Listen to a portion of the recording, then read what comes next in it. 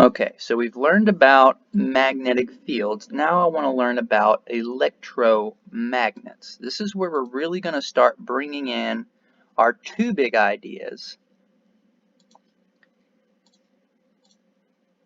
And it's that interaction between magnetic fields and electric fields. Okay, this is where we're really going to start diving into that a little bit.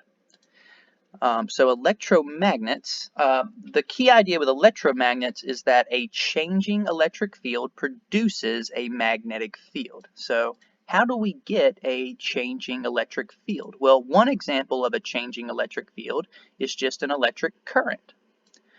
When those charges move, the field that they produce move with them. So when we have charges moving through a wire, that's what a current is, we will have a changing electric field.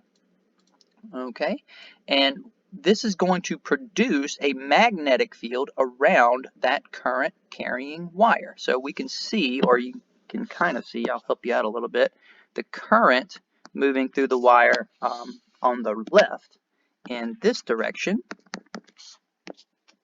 produces a magnetic field circling around the wire. And then when we change the direction of that electric current, that's going to make the magnetic field change direction as well. Okay, but the key idea is that the current, the fact that the charges are moving in that wire and the field is changing, that's going to produce the magnetic field. Okay, and this was discovered by Hans Oersted, which we learned about yesterday. All right, so let's dive a little deeper. When we take that wire carrying the current and we make it into a loop, like in figure 2, what we get is, what you can see a little bit better in figure 3, is we get a magnetic field that kind of resembles a bar magnet, okay, in figure 2 and 3.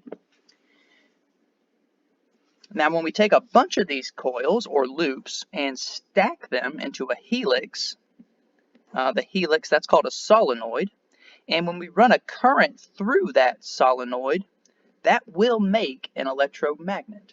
Okay, so our solenoid is our loop of wire, that helix you see in figure 4. And then when we run an electric current through the solenoid, that creates an electromagnet. Okay, and what you can see in figure 4 is that the field produced by this electromagnet is very similar to that of a bar magnet. In fact, we can identify a north and a south pole of the electromagnet, and it'll do a lot of the same things that a bar magnet will do. There's not a whole lot of difference between these two things, essentially.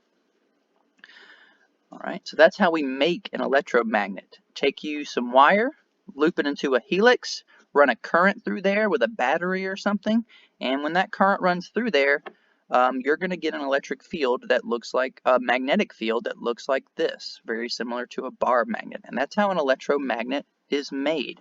Now, when you watch those videos of people making bar magnets, or if you've ever made an electric magnet at home, usually people put an iron nail inside. And the reason we do that is because iron is ferrous, which means it can be magnetized, and it also means that it is attracted to other magnets. But iron kind of conducts magnetic fields and strengthens magnetic fields.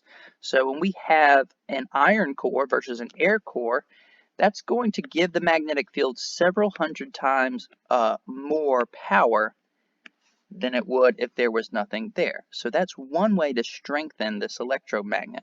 But there are some other ways, and some of them you probably have already guessed. But strengthening an electromagnet, you can do that by increasing the amount of electric current. So increase the voltage of your battery. That'll increase your current.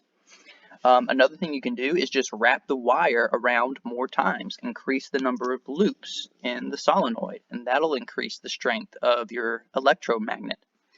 And like I said before, another way to increase the strength of this magnet is to add a ferrous core, like iron, something that can be magnetized and is attracted to magnets, a ferrous core. All right, so those are 3 ways we can strengthen this electromagnet. All right, so let me get you back to the main idea here, and that is simply that a changing electric field produces a magnetic field. And what I want to emphasize here is that it's the fact that the electric field is changing that it produces a magnetic field. If the charges weren't moving in the wire, you just have a plain old wire with no magnetic field around it. All right, I hope y'all enjoyed this video and get ready for the next one.